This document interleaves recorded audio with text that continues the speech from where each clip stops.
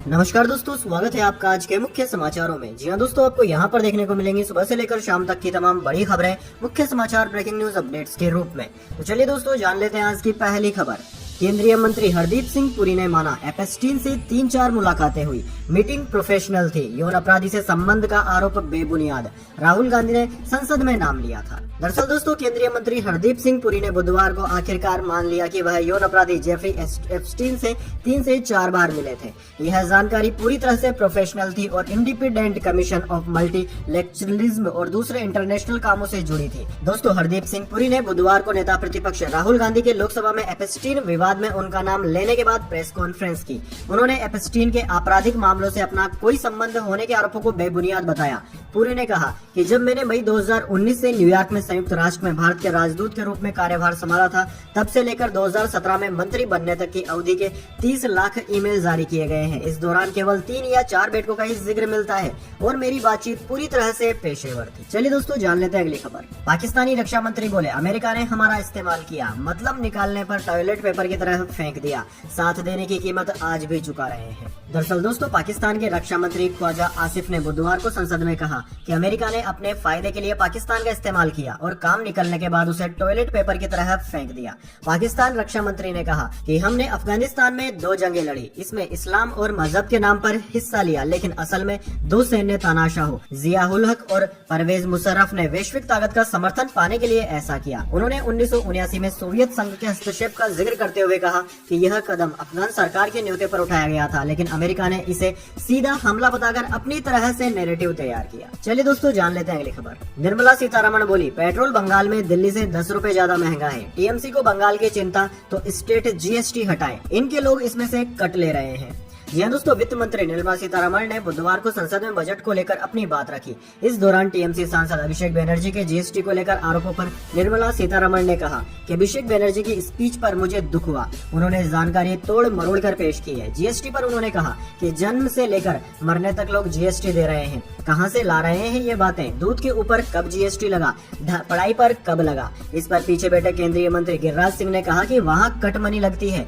इसे फिर सीतारमण ने दोहराया। सीतारमण ने कहा कि आप बंगाल में स्टेट जीएसटी हटा सकते हैं, पर ऐसा क्यों नहीं कर रहे? पैसा भी चाहते हैं और बदनाम भी कर रहे हैं। आप अगर बंगाल में लोगों पर बोझ कम करना चाहते हैं तो वहाँ पेट्रोल के दाम दिल्ली से 10 रुपए ज्यादा है, उसे कम कर दीजिए। चलिए दोस्तों, आगे बढ़ते हैं। आकाशा एयर के को फाउंडर प्रवीण अय्यर का इस्तीफा, 30 अप्रैल को पद छोड़ेंगे। आनंद श्रीनिवासन नए चीफ कमर्शियल ऑफिसर होंगे। जी हाँ दोस्तों, आकाशा एयर के को फाउंडर और chief commercial officer Praveen Iyer ने अपने पद से इस्तीफा दे दिया है। दोस्तों, आपकी जानकारी के लिए बता दें, आकाशा एयर नई नवेली एविएशन सेक्टर की नई कंपनी है। दोस्तों, प्रवीण अय्यर 30 अप्रैल 2026 तक कंपनी के साथ बने रहेंगे ताकि नई लीडरशिप को जिम्मेदारी सौंपने में मदद कर सके। उनकी जगह अब आनंद श्रीनिवासन को नया सीसीओ नियुक्त किया गया है। चलिए दोस्तों, जान लेते हैं अगली खबर।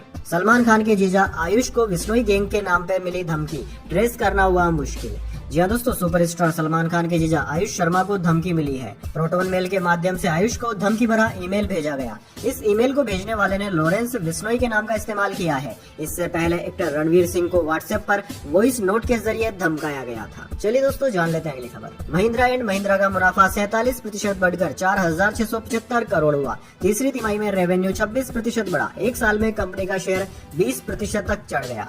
जी हाँ दोस्तों, महिंद्रा एंड महिंद्रा का वित्त वर्ष 2025-26 की तीसरी तिमाही में कंसोलिडेटेड मुनाफा सालाना आधार पर 47% बढ़कर 4,675 करोड़ हो गया है। एक साल पहले की समान तिमाही में कंपनी को 3,181 करोड़ का मुनाफा हुआ था। दोस्तों, आज कंपनी ने वित्त वर्ष 2025-26 की तीसरी तिमाही के नतीजे जारी किए हैं। नतीजों के बाद महिंद्रा एंड महिंद्रा का शेयर 0.16% की तेजी के साथ 3,681 रुपए पर कारोबार कर रहा है। चलिए दोस्तों, जान लेते हैं अगली खबर। लड़कियों को शादी के लिए 1 लाख रुपए मिलेंगे। 14 नए मेडिकल कॉलेज, 3 यूनिवर्सिटी खुलेगी, 400 करोड़ की स्कूटी बांटेंगे, 10 लाख को रोजगार मिलेगा। जी हाँ दोस्तों, योगी सरकार ने 2027 चुनाव से पहले अब तक का सबसे बड़ा बजट पेश किया है। विधानसभा चुनाव को देखते हुए इस बार बजट में पिछले साल से 12% की बढ़ोतरी की गई है। साथ ही दोस्तों 43,000 करोड़ रुपए की नई योजनाएं भी शुरू करने का ऐलान किया है। महिलाओं के बड़े वर्ग को साधने के लिए अब बेटियों की शादी के लिए 51,000 की जगह 1,01,000 रुपए दिए जाएंगे। युवा वर्ग को लुभाने के लिए वित्त मंत्री सुरेश खन्ना ने 10 लाख रोजगार देने का वादा किया है। प्रदेश में 60 मेडिकल कॉलेज, 14 नए और खोले जाएंगे। वहीं दोस्तों 3 यूनिवर्सिटीज को भी शुरू किया जाएगा। 7 शहरों को स्मार्ट बनाया जाएगा। वहीं दोस्तों मेधावी छात्राओं को 400 करोड़ रुपए से स्कूटी बांटी जाएगी। हालांकि पिछले साल भी बजट में इसका प्रावधान किया गया था, लेकिन किसी को नहीं दी गई है। चलिए दोस्तों जान लेते हैं अगली खबर। अच्छे दिन की उम्मीद पर पानी फिर गया। योगी सरकार के बजट पर मायावती की आई प्रतिक्रिया। जी हाँ दोस्तों, उत्तर प्रदेश के वित्त मंत्री सुरेश खन्ना ने विधानसभा में वित्त वर्ष 2026-27 के लिए 9.13 लाख करोड़ रुपए का बजट बुधवार को पेश कर दिया, जो पिछले वित्त वर्ष की तुलना में करीब 12.2% ज्यादा है। वहीं दोस्तों योगी सरकार के इस बजट पर बहुजन समाजवादी पार्टी यानी कि बीएसपी सुप्रीमो और यूपी की पूर्व मुख्यमंत्री मायावती की प्रतिक्रिया भी सामने आई है। बसपा चीफ मायावती ने एक्स पर पोस्ट कर लिखा कि उत्तर प्रदेश विधानसभा में आज पेश किया गया सन 2026-27 का बजट लोक लुभावन ज्यादा तथा जनता के वास्तविक उत्थान एवं प्रदेश में सर्व समाज व सभी क्षेत्र के विकास का कम प्रतीक होता है। फिर भी जो घोषणाएं व आश्वासन आदि जनता को देने का प्रयास है वह नाकाफी है।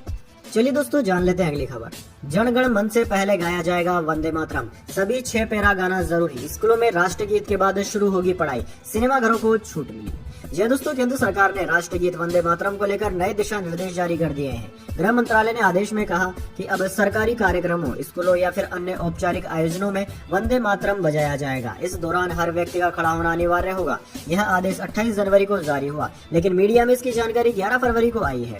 वहीं दोस्तों न्यूज एजेंसी पीटीआई के अनुसार आदेश में साफ लिखा है कि अगर राष्ट्रगीत वंदे मातरम और राष्ट्रगान जन गण मन साथ में गाए या फिर बजाए जाए तो पहले वंदे मातरम गाया जाएगा। इस दौरान गाने या फिर सुनने वाले सावधान मुद्रा में खड़े रहेंगे। आदेश के अनुसार सभी स्कूलों में दिन की शुरुआत राष्ट्रगीत बजाने के बाद ही होगी। नए नियमों के अनुसार राष्ट्रगीत के सभी 6 अंतरे गाए जाएंगे, जिनकी कुल अवधि 3 मिनट 10 सेकंड है। अब तक मूल गीत के पहले 2 अंतरे ही गाए जाते थे। हालांकि दोस्तों आदेश में यह भी कहा गया है कि किन किन मौकों पर राष्ट्रगीत गाया जा सकता है, इसकी पूरी लिस्ट देना संभव नहीं है। यह पहली बार है जब राष्ट्रगीत के गायन को लेकर डिटेल में प्रोटोकॉल जारी किया गया है। चलिए दोस्तों जान लेते हैं अगली खबर। दिल्ली पुलिस ने पेंगुइन इंडिया को नोटिस भेजा, एफआईआर में आपराधिक धाराएं जोड़ी। रिजिजू बोले राहुल संवेदनशील मुद्दे पर राजनीति कर रहे हैं। दरअसल दोस्तों पूर्व army chief general M Naravane की अनपब्लिश्ड किताब 4 स्टार्स ऑफ डेस्टिनी के लीक मामले में दिल्ली पुलिस की स्पेशल सेल ने पेंगुइन इंडिया को नोटिस भेजा है। एएनआई के अनुसार पुलिस ने नोटिस के जरिए कंपनी से कई सवाल पूछे और जवाब मांगा। सूत्रों के अनुसार पुलिस ने दर्ज एफआईआर में आपराधिक साजिश से जुड़ी धाराएं भी जोड़ दी हैं। कई कार्यवाही सोशल मीडिया और कुछ ऑनलाइन न्यूज फोरम पर मिले इनपुट के आधार पर की गई, जिनमें दावा किया गया था कि किताब की प्री प्रिंट कॉपी सर्कुलेट हो रही है। इधर दोस्तों केंद्रीय संसदीय कार्य मंत्री किरण रिजिजू ने संसद के बाहर कहा कि यह मामला देश के सामने है कि एक सांसद सुरक्षा से जुड़े संवेदनशील मुद्दे का राजनीतिक फायदा उठाने की कोशिश कर रहा है। चलिए दोस्तों जान लेते हैं अगली खबर। आज चांदी 7,349 रुपए बढ़कर 2.57 लाख प्रति किलोग्राम पर पहुंची। 3 दिन में 21,520 रुपए महंगी हुई। सोना 1,067 रुपए बढ़कर 1.57 लाख पर पहुंचा। जी हाँ दोस्तों, आपने बिल्कुल सही सुना।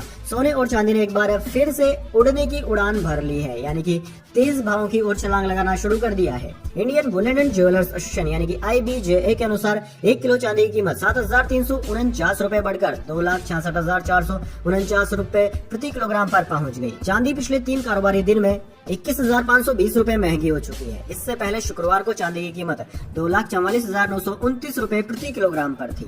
वहीं दूसरी ओर दोस्तों सोने की कीमतों की बात करें तो आज 10 ग्राम 24 कैरेट सोने की कीमत 1,067 रुपए बढ़कर 1,57,922 रुपए पर पहुंच गई है। इससे पहले मंगलवार को ये 1,56,255 रुपए प्रति किलोग्राम पर थी। दोस्तों बात करें सोने की कैरेट के हिसाब से क्या चल रही है कीमतें, तो दोस्तों 14 कैरेट सोने की कीमत 92,033 रुपए है। 18 कैरेट की कीमत 1,17,992 रुपए है।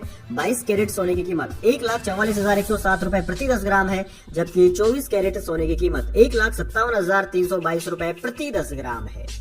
चलिए दोस्तों जान लेते हैं अगली बड़ी खबर। देश बेचने का झूठा आरोप, राहुल गांधी पर किरण रिजिजू का तीखा हमला, विशेषाधिकार हनन का नोटिस करेंगे दाखिल। जी हाँ दोस्तों, लोकसभा में विपक्ष के नेता राहुल गांधी ने बुधवार को केंद्रीय बजट 2026-27 को लेकर मोदी सरकार की कड़ी आलोचना की। कांग्रेस सांसद ने आरोप लगाया कि प्रधानमंत्री नरेंद्र मोदी ने भारत के एनर्जी सिक्योरिटी हितों से समझौता किया और देश को विदेशी ताकतों को बेच दिया। इस पर सत्ता पक्ष ने जोरदार विरोध किया। संसदीय मामलों के मंत्री किरण रिजिजू ने उनके आरोपों पर आपत्ति जताई। इसके साथ ही उन्होंने कहा कि राहुल गांधी के खिलाफ विशेषाधिकार हनन का नोटिस दाखिल करेंगे। चलिए दोस्तों, जान लेते हैं अगली बड़ी खबर। साउथ अफ्रीका ने अफगानिस्तान को डबल सुपर ओवर में हराया। 6 बॉल पर 24 रन चाहिए थे, अफगानिस्तान 19 रन ही बना सका। जी हाँ दोस्तों, साउथ अफ्रीका ने T20 वर्ल्ड कप में अफगानिस्तान को डबल सुपर ओवर में हरा दिया। अहमदाबाद के नरेंद्र मोदी स्टेडियम में बुधवार को खेले गए इस मुकाबले में टूर्नामेंट के इतिहास का पहला डबल सुपर ओवर देखने को मिला। ग्रुप डी के इस मुकाबले के दूसरे सुपर ओवर में साउथ अफ्रीका ने 6 गेंदों पर 23 रन बनाकर अफगानिस्तान को 24 रन का टारगेट दिया। टारगेट का पीछा करने उतरी अफगानिस्तान की टीम ने दूसरी ही गेंद पर मोहम्मद नबी का विकेट गंवा दिया। इसके बाद रहमानुल्लाह गुरबाज ने तीसरी, चौथी व पांचवी गेंद पर लगातार 3 छक्के जड़ दिए, लेकिन आखिरी बॉल पर आउट हो गए। इससे पहले दूसरे सुपर ओवर में ट्रिस्टिन स्टम्प्स और डेविड मिलर ने 3 सिक्स लगाकर साउथ अफ्रीका को 23 रन तक पहुंचा दिया था। चलिए दोस्तों, जान लेते हैं अगली खबर। सरकार बोली सोनम वांगचुक को मेडिकल आधार पर रिहा नहीं कर सकते। सुप्रीम कोर्ट में कहा उनकी जेल में 24 बार जांच हुई, वे पूरी तरह फिट हैं। जी हाँ दोस्तों, सोनम वांगचुक की हिरासत से जुड़े मामले में केंद्र सरकार ने बुधवार को सुप्रीम कोर्ट में कहा कि सोनम वांगचुक को फिलहाल रिहा नहीं किया जा सकता। जस्टिस अरविंद कुमार और जस्टिस पीपी वराले की बेंच ने सरकार से वांगचुक को मेडिकल आधार पर रिहा करने के बारे में पूछा था। इस पर सॉलिसिटर जनरल तुषार मेहता ने कोर्ट को बताया कि वांगचुक की जेल नियमावली के तहत अब तक करीब 24 बार मेडिकल जांच हो चुकी है। उन्होंने कहा कि वांगचुक पूरी तरह फिट है, उन्हें केवल डाइजेशन यानी कि पाचन की समस्या और संक्रमण हुआ था, जिसका इलाज किया गया है। मेहता ने कहा कि इस तरह की समस्या को अपवाद मानकर उन्हें रिहा किया गया तो आगे कई अन्य लोग भी इस तरह की मांग करेंगे। उन्होंने कहा कि जिन आधारों पर वांगचुक को हिरासत में लिया गया है वे अभी भी कायम है, इसलिए स्वास्थ्य कारणों से रिहाई संभव नहीं है और ऐसा करना सही भी नहीं है। चलिए दोस्तों, जान लेते हैं इसके बाद अगली बड़ी खबर, लेकिन उससे पहले मेरी आपसे छोटी सी रिक्वेस्ट है, अगर दोस्तों आपको अभी तक हमारी न्यूज पसंद आई है तो एक छोटा सा लाइक जरूर दे दीजिए। चलिए आगे बढ़ते हैं। शेयर बाजार में आज फ्लैट कारोबार। सेंसेक्स 40 अंक गिरकर 84,234 पर बंद हुआ। निफ्टी 19 अंक चढ़ा। ऑटो और हेल्थ केयर शेयर्स में रही जबरदस्त खरीदारी। जी हाँ दोस्तों, आज शेयर बाजार में फ्लैट कारोबार देखने को मिला। सेंसेक्स 40 अंक की गिरावट के साथ 84,234 पर बंद हुआ। वहीं निफ्टी में 19 अंकों की बढ़त रही और ये 25,954 पर बंद हुआ। आज दोस्तों ऑटो और हेल्थ केयर शेयर्स में बढ़त रही, वहीं आईटी और प्राइवेट बैंकों के शेयर्स में गिरावट रही। सेंसेक्स के 30 शेयरों में से 16 गिरकर बंद हुए, वहीं निफ्टी 50 के 50 में से 26 शेयरों में बिकवाली रही। बात करें दोस्तों निफ्टी 50 के टॉप गेनर और टॉप लूजर स्टॉक्स की, तो दोस्तों आज के शेयर बाजार में निफ्टी 50 के टॉप गेनर्स में आइसर मोटर्स, अपोलो और मैक्स हेल्थ रहे, जबकि निफ्टी 50 के टॉप लूजर्स में टीसीएस, इन्फोसिस और कोल इंडिया रहे। चलिए दोस्तों, जान लेते हैं अगली खबर। टीम इंडिया पर फूटा इंजरी बम। ईशान किशन भी हुए चोटिल, बुमराह के यॉर्कर ने किया घायल। जी हाँ दोस्तों, T20 वर्ल्ड कप में गुरुवार को भारत और नामीबिया के बीच नई दिल्ली में मुकाबला खेला जाना है, लेकिन इस मुकाबले से पहले टीम इंडिया की मुश्किलें कम होने का नाम नहीं ले रही है। पहले से ही कुछ खिलाड़ियों की फिटनेस को लेकर चिंताएं बनी हुई थी और अब एक नई चोट ने टीम मैनेजमेंट की टेंशन बढ़ा दी है। दरअसल दोस्तों रिपोर्ट्स के अनुसार मैच से एक दिन पहले दिल्ली में अभ्यास सत्र के दौरान ईशान किशन के बाएं पैर के अंगूठे में चोट लग गई। रिपोर्ट के अनुसार नेट्स में जसप्रीत बुमराह की एक तेज यॉर्कर ईशान किशन के पैर के अंगूठे पर जा लगी, जिसके बाद वह दर्द से कहराते नजर आए। बाएं हाथ के इस बल्लेबाज को काफी दर्द में देखा गया और कुछ देर तक अभ्यास भी रोकना पड़ा। फिलहाल यह स्पष्ट नहीं है कि ईशान किशन नामीबिया के खिलाफ मैच में खेल पाएंगे या नहीं, लेकिन यह निश्चित रूप से टीम के लिए बड़ा झटका है। चलिए दोस्तों, जान लेते हैं अगली खबर। जम्मू कश्मीर में बर्फबारी, सेना ने गर्भवती महिला का रेस्क्यू किया। मध्य प्रदेश के 15 जिलों में तापमान 30 डिग्री के पार पहुंचा। उत्तराखंड के मनुष्यारी में पारा -29 डिग्री। जी हाँ दोस्तों, भारतीय मौसम विज्ञान विभाग ने देश के किसी भी राज्य में बुधवार के लिए कोई अलर्ट जारी नहीं किया है। हालांकि जम्मू कश्मीर में बर्फबारी का सिलसिला जारी है और पहाड़ी क्षेत्रों में ठंड बढ़ी हुई है। इसी बीच भारतीय सेना ने जम्मू कश्मीर के तंगधार में फंसी एक गर्भवती महिला का रेस्क्यू किया। राजस्थान और मध्य प्रदेश में सुबह शाम की ठंड के बीच दिन का तापमान 30 डिग्री जा पहुंचा है, जबकि मध्य प्रदेश के 11 जिलों में रात का पारा 10 डिग्री से नीचे है। वहीं दोस्तों राजस्थान और हरियाणा के कई जिलों में हल्की बारिश और बूंदाबांदी की भी संभावना है। हरियाणा के 13 शहरों में अधिकतम तापमान 25 डिग्री से ऊपर दर्ज किया गया। चलिए दोस्तों, जान लेते हैं अगली खबर। शंकराचार्य अविमुक्तेश्वरानंद के शिविर में बच्चों से कुकर्म का आरोप है। रामभद्राचार्य के शिष्य ने वाद दायर किया। शंकराचार्य बोले ऐसे आरोपों की कल्पना नहीं। जी हाँ दोस्तों, जगत गुरु रामभद्राचार्य के शिष्य आशुतोष ब्रह्मचारी महाराज ने शंकराचार्य स्वामी अभिमुक्तेश्वरानंद के शिविर में बच्चों के यौन शोषण का आरोप लगाया है। उन्होंने 8 फरवरी को प्रयागराज की स्पेशल पॉस्को कोर्ट में वाद दायर करके कहा कि गुरुकुल की आड़ में वह बाल उत्पीड़न करते हैं। अपने आरोपों की पुष्टि के लिए आशुतोष ब्रह्मचारी ने 2 बच्चों को भी पेश किया, जिन्होंने कहा कि अभिमुक्तेश्वरानंद अवैध गतिविधियों में शामिल है, उनके पास आय से अधिक संपत्ति है, इसकी निष्पक्ष जांच कराई जाए। कोर्ट के नोटिस पर अभिमुक्तेश्वरानंद के वकील ने 10 फरवरी को जवाब दाखिल करके आशुतोष महाराज पर आरोप लगाए। चलिए दोस्तों, जान लेते हैं अगली खबर। अब रूस नहीं, अमेरिका से ज्यादा तेल खरीदेगा भारत। दावा, सरकारी कंपनियों को अमेरिकी क्रूड लेने को कहा। ट्रेड डील के बाद लिया फैसला। जी हाँ दोस्तों, भारत सरकार ने देश की सरकारी तेल रिफाइनरी कंपनियों से कहा है कि वे अब अमेरिका और वेनेजुएला से ज्यादा कच्चा तेल खरीदने पर विचार करें। अमेरिकी मीडिया ब्लूमबर्ग ने अपनी रिपोर्ट में यह दावा किया। ब्लूमबर्ग के अनुसार अमेरिका के साथ हुई हालिया ट्रेड डील के बाद भारत सरकार ने यह अनुरोध किया है। अमेरिकी राष्ट्रपति ने ट्रेड डील के ऐलान के दौरान कहा था कि भारत ने रूसी तेल का आयात पूरी तरह बंद करने का वादा किया है। चलिए दोस्तों, जान लेते हैं अगली बड़ी खबर। फ्रांसीसी टीचर ने 79 नाबालिगों के साथ दुष्कर्म किया। 50 साल में भारत समेत 9 देशों की लड़कियों को बनाया निशाना। मां मौसी की हत्या की। जी हाँ दोस्तों, फ्रांस में एक 79 साल के रिटायर्ड शिक्षक पर 1960 के दशक से 2022 तक 89 नाबालिगों के साथ दुष्कर्म और यौन शोषण करने का आरोप लगा है। दोस्तों, फ्रांस के ग्रेनोबल शहर में अभियोजन ने मंगलवार को इस केस को सार्वजनिक करते हुए पीड़ितों से आगे आने की अपील की है। न्यूज एजेंसी एपी की रिपोर्ट के अनुसार आरोपी का नाम है जैक है। चलिए दोस्तों, जान लेते हैं अगली बड़ी खबर। जेल में बंद राजपाल यादव के सपोर्ट में उतरी इंडस्ट्री। सलमान खान, अजय देवगन, वरुण ने दी आर्थिक मदद। मैनेजर बोले कल मिल सकती है जमानत।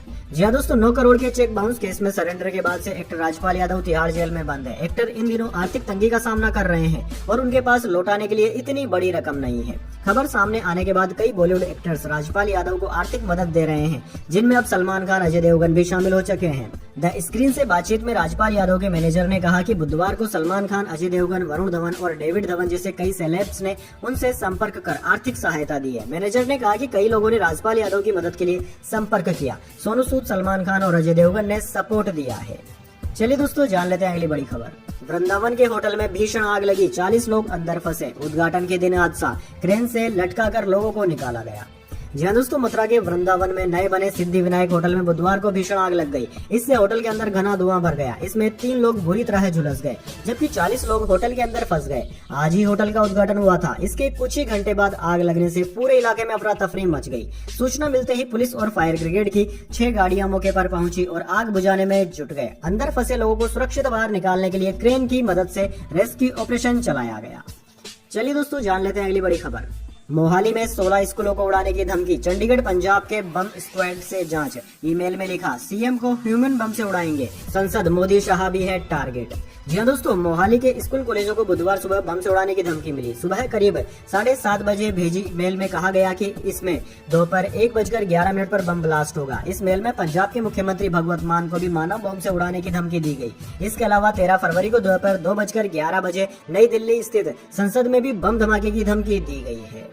दोस्तों, आपको बता दें, देश भर में ऐसी कई सारी धमकियां निरंतर आती रहती है और उनमें आगे कुछ भी नहीं निकलता है। तो दोस्तों, यह थी आज की तमाम बड़ी खबरें। इसके बाद दोस्तों बारी आती है आज के माइंड क्विज क्वेश्चन की। जी हाँ दोस्तों, एक आसान से सवाल का जवाब देकर आप जीत सकते हैं एक सरप्राइज गिफ्ट हमारे यूट्यूब चैनल की ओर से। तो दोस्तों, आज का सवाल आपकी स्क्रीन पर आ चुका है। भारत का कौन सा राज्य ऐसा है जहां पर सर्वाधिक मात्रा में बरसात होती है? जी हाँ दोस्तों, आप जानते हैं उस राज्य का नाम जहां पर की सर्वाधिक मात्रा में बारिश होती है, तो जल्दी से उस राज्य का नाम करो, उसमें लिख दीजिए। अगर दोस्तों आपका जवाब होता है एकदम सही और आप चले जाते हैं लकी विजेता के रूप में, तो आपको मिल सकता है एक सरप्राइज गिफ्ट हमारे यूट्यूब चैनल की ओर से। तो दोस्तों, जल्दी से अपना उत्तर कमेंट बॉक्स में लिख दीजिए, वीडियो को लाइक कर लीजिए और चैनल को सब्सक्राइब करके बेल आइकन भी दबा लीजिए। धन्यवाद। वंदे मातरम। जय हिंद, जय भारत।